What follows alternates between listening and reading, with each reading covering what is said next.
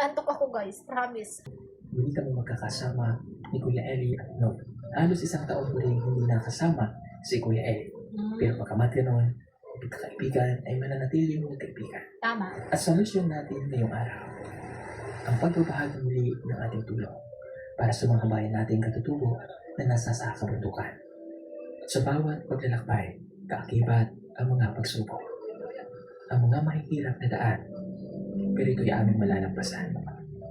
Grabe ni Sir Paul no guys. Grabe. Yung blessings talaga na binibigay niya sa mga tao. At sa mga OFWs din na maraming mga scholar sa PB, sa buong biyahero. Grabe kayo, salute sa inyo guys. Magandang hapon po sa inyong lahat mga kabayan. At ngayon 2026 ay balik mission po tayo.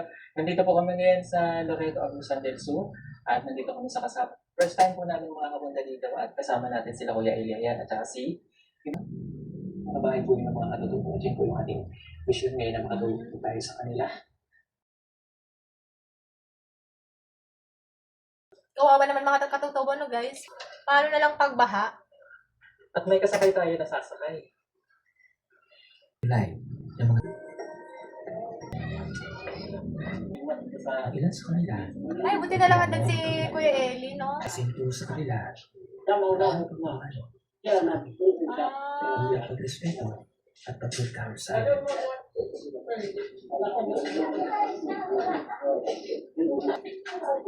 grabe no?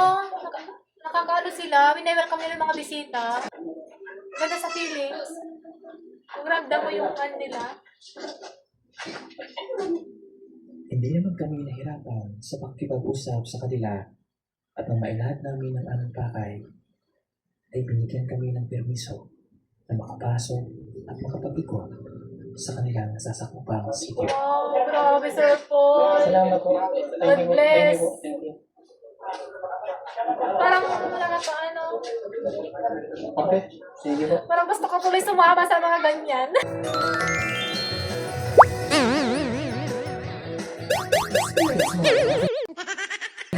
New Stargazer.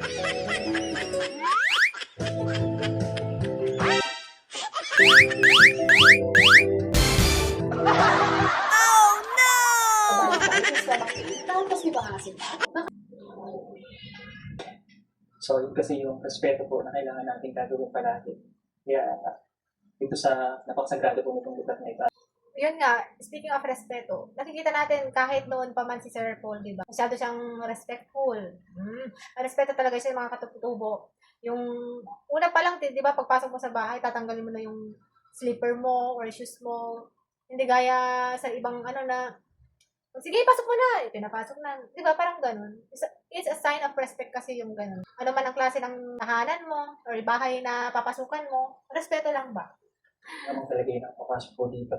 Sabi naman nga nila, ay ngayon lang din may vlogger na nakapasok dito na makatulong po sa kanila. So, yun po yung purpose din namin dito, kaya po kami nandito. Grabe, ngayon lang daw na may vlogger na At nakapasok para nakakatuwa makatulong lang sa kasi kanila, di ba? ano naman nila tayo. Lord bless them, guys. Purpose po Lord namin bless dito, them. kilala nila, kahit paano po kilala na nila tayo. Di ba? Kaya yung sa mundo, sa Cactus, yung nasa po sila Rase. So, dito sa lugar na makikita yung pamumuhay nila. Pagkamat dito sa lugar na to, dito makita nyo sa likuran natin, mayroon ng eskwelahan. Kasama. May eskwelahan na, pwede ba mag-request dyan ako magtulong, guys? Kahit free na lang. Free na lang. Pagkabatli Parang ng sarap. lugar na ito, Ito, guys. nakakatuwa na may Unang-una talaga, nung natry natin na nakirang, di ba? Tatanungin, may interview pa noon. After mo makiranking, may interview noon na willing ka ba na i-ano nila, ipunta nila sa mga ganyan, mga liblib na lugar. Sagot ko, yes. Kasi 'di ba, parang mas masarap turuan yung mga ibang parang katutubo, mga ganon. How I wish then na maranasan ko rin magturo sa mga ganyan. Dun sa mga malalayo, talagang liblib. Oo, totoo yun. Mga ganyan, o, di ba? Nakikita niyo naman, guys, yung ano nila sa school nila, di ba, para sa mga bata. So,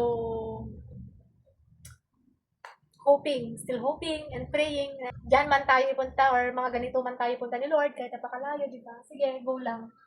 As long as makatulong tayo sa kapwa, mga bata. Mga bata na siyang pag-asa ng bayan, ika nga, di ba? Kawawa yung mga ibang katutubo na hindi nakakapag-aral kasi medyo malayo. Sa akin naman, kung ako lang, willing naman tayo mag-tutor or ano, yung walang ano ba, yung para man lang makatulong ba tayo. Yun lang. Nakakaano lang kasi, parang nakaka-engage. Yung mga pupunta ka sa mga ganyan, yung ba malalayo, para lang tumulong ka. Paano din kaya ako makakatulong, guys? Comment down, paano ba? Kasi Ayun, guys. nandito, paaralan. Makakapag-aral ang mga bata.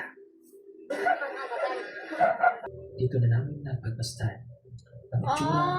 Oo nga, di ba guys? Yung iba nga, mapangmata sila sa mga bahay-bahay porket may mga nipahat ganun is sinasabi nila na mahirap lang yan, ganito, ganyan, tapos tignan ka pa pataas pa baba, di ba yung mga ganun, pataasan ka pa ng kilay, parang ina-ignore ka pa. Pero sa akin din, gaya din ni Sir Paul, ganyan din yung puso at isip natin na, alam mo yung mga kubo-kubo na ganyan, pero bihira na lang tayo makakakita ngayon kasi lahat naman ng mga bahay is mga bato na, ayan, mga hollow block, mga concrete na talaga, di ba? Ayun, yung mga pagkakakita tayo ng ganyan na nipahat, parang ang ganda. Sabi mo, ang ganda.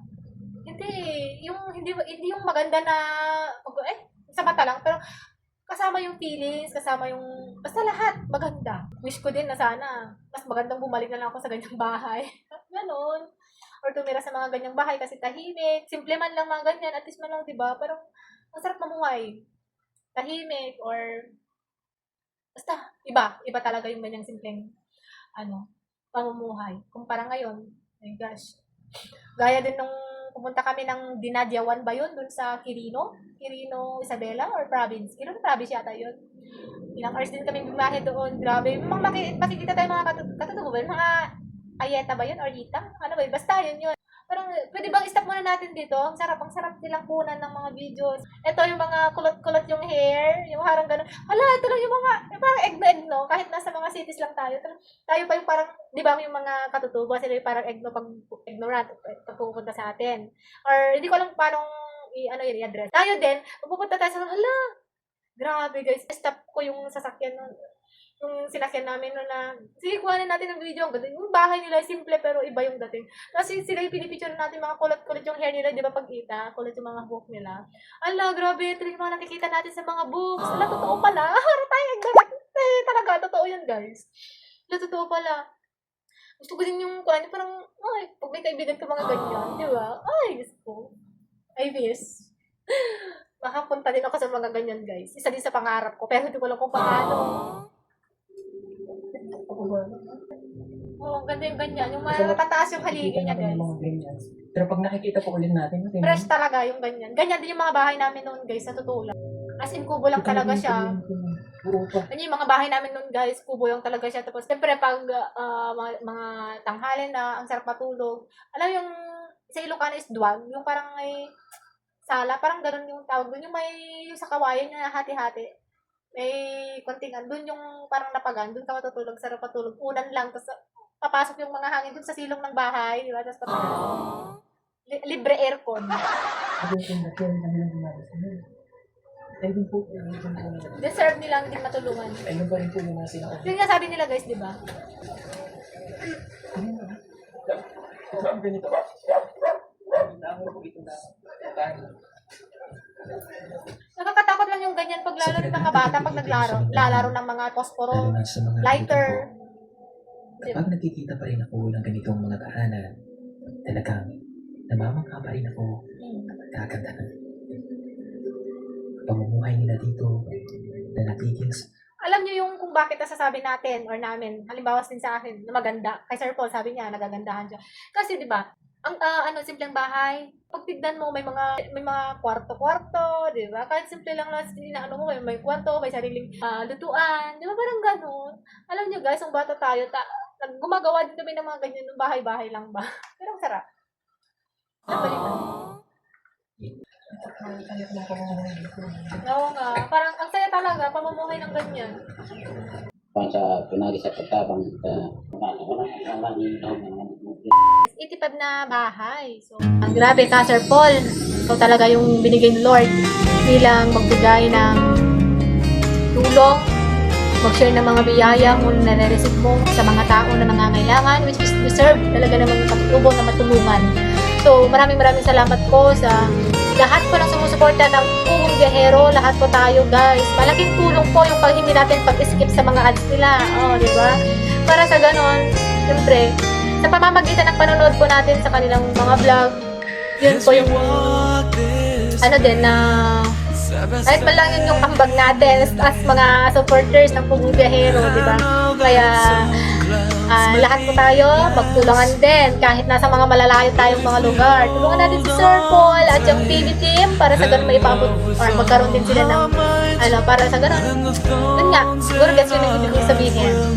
So, Sir Paul, ang pwede lang may tulong namin ngayon, sa ngayon is hindi kami mag-skip sa mga ads nyo.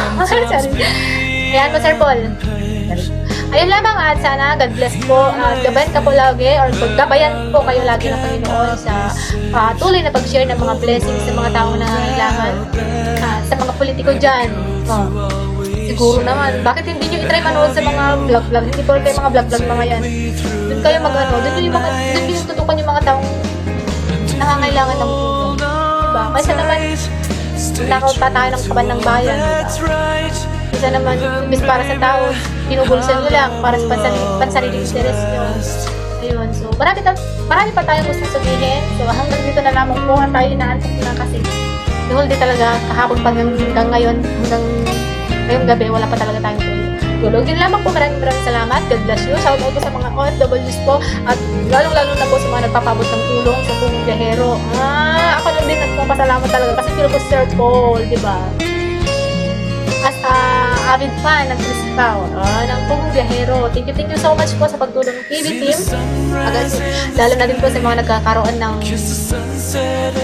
lalo na din po dun sa mga may mga scholars, mga nasa ibang bansa which is yung sobra sa kanila, tinutulong nila sa mga katutubo, sa mga nangangailangan na siyang tama.